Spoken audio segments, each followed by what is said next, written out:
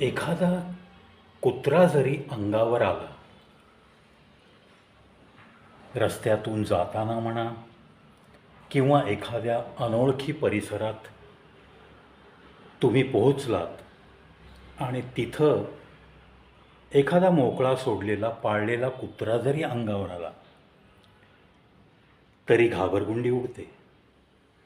कारण कुत्रा जर चावला आणि जर उपचार नाही झाले आणि जर रेबीजचे शिकार झालो आपण, तर आपलं काही खरं नाही. याची जाणीव होऊन माणूस पुरता गांगरून जातो. परंतु सध्या चर्चा चालू आहे कालूराम परमार, कालूभाई असंही त्यांना प्रेमाने म्हटलं जातं. कालूराम परमार हे एक पशुपालक. गुजरातमध्ये घडलेली घटना.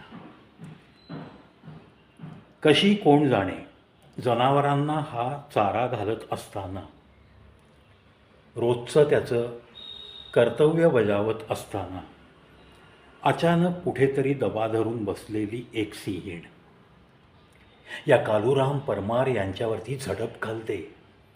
ते खाली पडतात.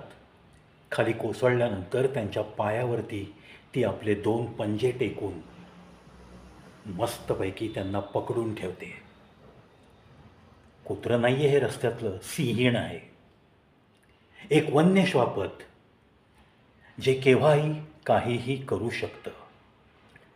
परमार यांनी संयम बाळगला आणि हे दृश्य बघणाऱ्यांचा संयम मात्र सुटलेला होता. जी अवतीभोवती गावातील लोक गोळा होत होती ती परमार यांच्या प्रेमापोटीच त्या सिंहिणीला हुसकून लावण्यासाठी आरडाओरडा करत होती. आणि त्याच वेळेस परमार यांनी त्या सिंहिणीच्या डोळ्यात डोळे घालून पाहिलं. शेवटी तो पशुपालक, प्राण्यांचं मानसशास्त्र जे काही आहे, जे त्याला अवगत होतं ज्ञान, त्या अनुषंगाने त्याने गर्दीला खाणाखुणा सुरू केल्या की आरडाओरडा करू नका, गोंधळ माजवू नका, शांत राहा. मित्रांनो, थरकाप उडवणारी घटना आहे. एखाद्या सिंहिणीच्या तावडीत एखादा व्यक्ती आहे आणि तरीही शांत बघत उभं राहणं शक्य आहे का हो? शेवटी ती व्यक्ती ती सुटली पाहिजे सिंहिणीच्या तावडीतून, हे प्रत्येक मानवी मनाला वाटणं अतिशय साहजिक आहे. त्याच्यामुळं त्या गर्दीकडून साहजिकच आरडाओरडा हा अव्याहतपणे सुरू होता. एव्हाना आपल्या सगळ्या वनविभागाला कोणीतरी फोन करून बोलावून पण घेतलं होतं. पण एका सिंहिणीच्या तावडीत असलेल्या व्यक्तीला त्याच्या जीवाला इजा न होता त्या सिंहिणीच्या तावडीतनं त्याला सोडवणं, हे तसं पाहिलं तर प्रत्येकालाच जिकिरीचं काम वाटत होतं. कारण तुम्ही एखादी गोष्ट करायला गेला आणि तिने जर जबड्यात त्या व्यक्तीला धरलं, सध्या ती फक्त पंजे टाकून बसली आहे, त्याला हलू देत नाही आहे, त्यामुळं सध्या तरी त्याच्या जीवाला धोका नाही आहे. पण आपण जर काही केलं तर त्याचा जीव जाऊ शकतो.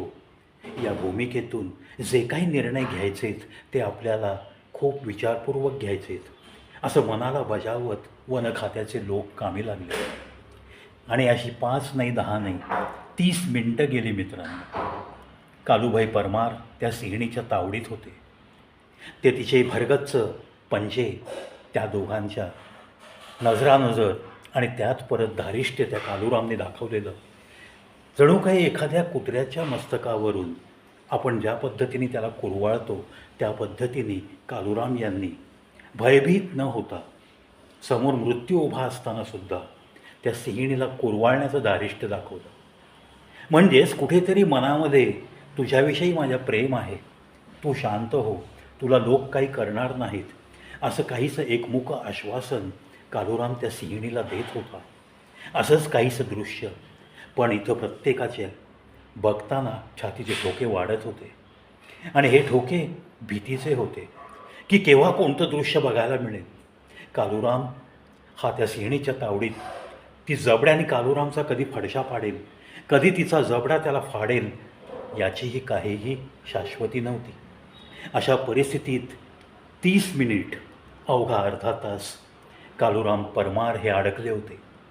त्याच्या कोणी नातेवाईक घरचे त्यांची काय घालमेल झाली असेल, त्यांची मनोवस्था काय झाली असेल याचा विचारही करून अंगावर काटे येतात. अखेरीस त्या वनक्षेत्राच्या आलेल्या अधिकाऱ्यांना त्या सिंहिणीला कुठेतरी तिचं लक्ष डायव्हर्ट करून थोडंसं तिला त्या परमारपासून दूर हकलण्यात यश मिळालं. पण तो 30 मिनिटांचा कालावधी कालुराम यांच्यासाठी आणि आपल्या सर्वच नागरिकांसाठी जे या वनक्षेत्राच्या आसपास वस्ती करून राहिलेत त्या प्रत्येकासाठी एक शिक्षा मिळाली आहे, एक शिक्षण मिळालं आहे की तुम्ही जर यांच्या घरापर्यंत पोहोचत आहात तर तुमच्या जीवाला सतत धोका उत्पन्न होऊ शकतो.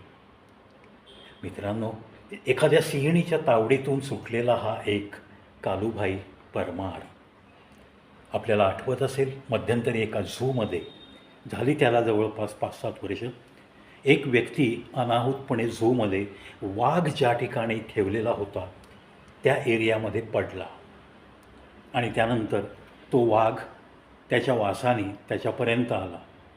ते दृश्यसुद्धा आपण अनेक वेळा त्या टी व्ही चॅनलवरती पाहिलेलं आहे.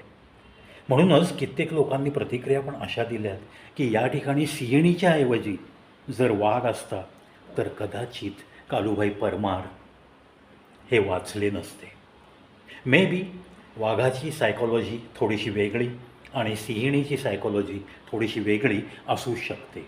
अर्थात प्राण्यांचा अभ्यास जो कोणता एक गट करत असतो, प्राण्यांना या वनामध्ये, या जंगलांमध्ये, या अभयारण्यांमध्ये जी लोकं सांभाळत असतात त्यांना यांची सायकॉलॉजी अतिशय उत्कृष्टरित्या माहीत असते. पण कालूभाई परमार हे एक पशुपालक असल्याने, पशूंच्या विषयी मनामध्ये दया नक्की असल्यानेच कदाचित त्या सर्व पशूंनी या आपल्या परमार यांना आशीर्वाद दिलेत असंच मी तरी मानतो. कारण शेवटी देव म्हणजे काय हो? कुठेतरी न कळत कोणते तरी सिग्नल एकमेकांमध्ये जाणं आणि त्याच्यातून तुम्हाला देवत्वाची प्रचिती येणं. याच्या व्यतिरिक्त देवत्व म्हणजे नक्की काय? आता काही लोक अशा काही प्रसंगांना अद्भुत आहे, आम्ही विश्वास नाही ठेवत, अशा पद्धतीने वागणारे नास्तिक मंडळीसुद्धा नक्की दिसतात. परंतु कुठेतरी या अद्भुतमध्ये काहीतरी लपलेलं आहे. ही आपली संस्कृती, ही आपली परंपरा आपल्याला नेहमीच जाणीव करून देत असते. आज परमार यांचा जीव तर वाचला आहे, पण ती 30 मिनिटं त्यांची काय कशी गेली असतील याचं शब्दांच्या पलीकडचंच वर्णन आहे. तरीसुद्धा ही एक घडलेली घटना जी आपल्याला काहीतरी शिकवते आणि या परमार यांचं कौतुक करण्यासाठी हा एक स्पेशल व्हिडिओ कविक्रावीज शो यूट्यूब चॅनलवर. कालूभाई परमार यांचा खरं पाहिलं तर हा पुनर्जन्म आहे. पशुपालकाचं काम करत असताना त्या मूक जनावरांचे हे जे आशीर्वाद त्यांना लाभलेत, जास्तीत जास्त या पशूंची सेवा त्यांच्या हातून नक्कीच घडत राहील याच त्यांना सदिच्छा आणि शुभेच्छा. आणि परमार कुटुंबियांनासुद्धा कुठेतरी तुमच्या कुटुंबामध्ये खूप लोकांची पुण्याई आज आपल्या या कालूभाईच्या कामी आली आहे असंच मी तरी मानतो. पुन्हा एकदा त्यांच्या उर्वरित आयुष्यात अशी कोणतीही संकट त्यांच्या कुठल्याही कुटुंबातल्या सदस्यावर किंवा त्या गावातल्या कोणत्या लोकांवर येऊ नयेत याची हमी वनक्षेत्रात काम करणाऱ्या आपल्या सरकारी अधिकाऱ्यांनीसुद्धा नक्की द्यावी.